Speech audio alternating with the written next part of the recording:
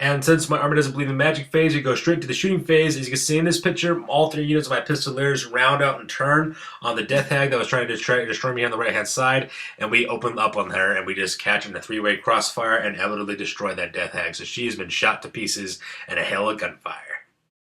Give them nothing, but take from them everything! And that brings us to the combat phase, and this time combat turns around for my boys. The Dark Elves only managed to get out 4 wounds this time in the round of combat, while I am then able to put out 7 wounds on the unit in the front and additional 4 more wounds on the unit in the flanks, so a total of 11 wounds. So needless to say, I win this combat, and my halberdiers are holding their own against Dark Elf Dark Shards.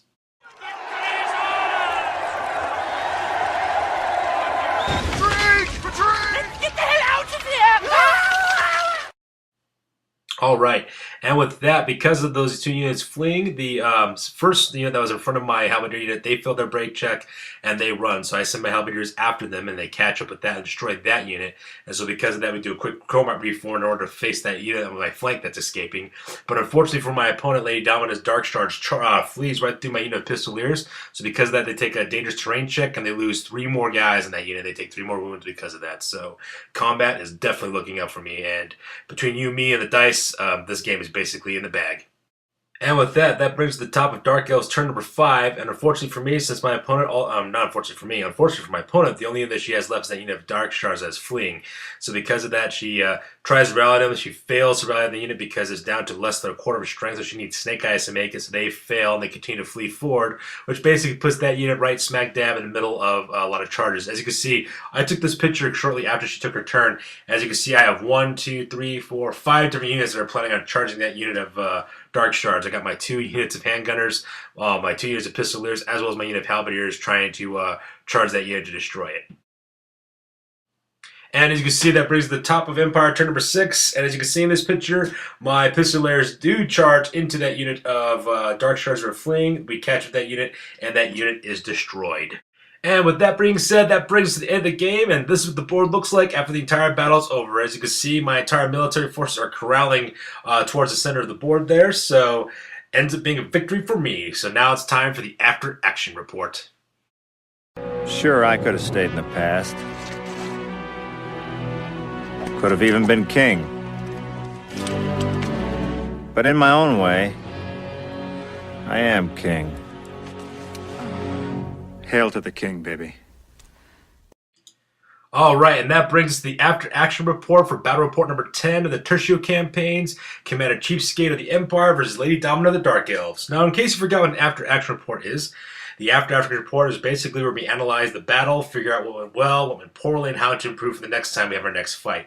And for this one, for battle report number 10, ends up being a victory for Commander CheapSkate. So, just to get off on the after-action report, first of all, killing off Marathi in turn 2 basically won me this game. No magic equals victory. It's pretty straightforward. Magic has always been a major pain for me in these battles since I don't have any magic of my own or magical items. So killing off the only spellcaster in my opponent's army in the second turn of the game basically secured that and solved that entire problem for me. So once again, without magic, my army pretty much dominates against enemies without magic. So because of that, this is something I gotta look out for to the next battle. So the next time I fight somebody, I gotta figure out who their magic users are and take them out. Hawk and long rifles in this game were actually pretty good. I was pretty satisfied with the plenty of sniping options that I had. I mean, consider that they were taking out single shots against singular targets at long ranges. I mean, you're looking at a -2 hit penalty to start with. And with ballistic skill of 4, you're basically rolling on, what, 5s and 6s at that point? So very, very satisfied with my Hawk and long rifles, especially with the number that I have. I mean, I was getting about 1 or 2 snipes per turn, so that was perfectly great. Artillery, oh my god, artillery was basically the king of the battlefield in this game. Artillery just tore to pieces my opponent. The cannons destroyed the repeater bolt throwers. Cannons destroying dark shards. Those hellblaster volley guns, man, tearing apart all those, tearing apart the Hydra, as well as taking out that huge unit of dark spears. I mean, it was just awesome. So artillery is definitely going in for me. And plus, my handgunners are doing pretty good for the shooting part. I mean, we just shot all those units to pieces every single time they're trying to get closer to us, and that was pretty nice. My pistoliers are definitely the MVPs of this battle. I mean, my pistoliers literally destroyed that unit of unit of Witch Elves on my right-hand side, and they basically dominated that entire flank and protected the entire time. And my pistoliers also did a really good job against the Colwyn Knights. So because of that, Pistoliers are a different plus. Definitely be including in my army in this build from now on, so it's really good. The Master and Engineer, on the other hand, wasn't much of an impact. I was expecting that character to be more of a game changer in terms of battle, but she really didn't do much of anything for me. So because of that, no big deal on her. So I'm planning on getting rid of her from the army list. So yeah, that pretty much rounds up Battle Report number 10 of the Tercio campaigns. Once again, this is Commander CheapSkate, signing off. See you next time. Bye.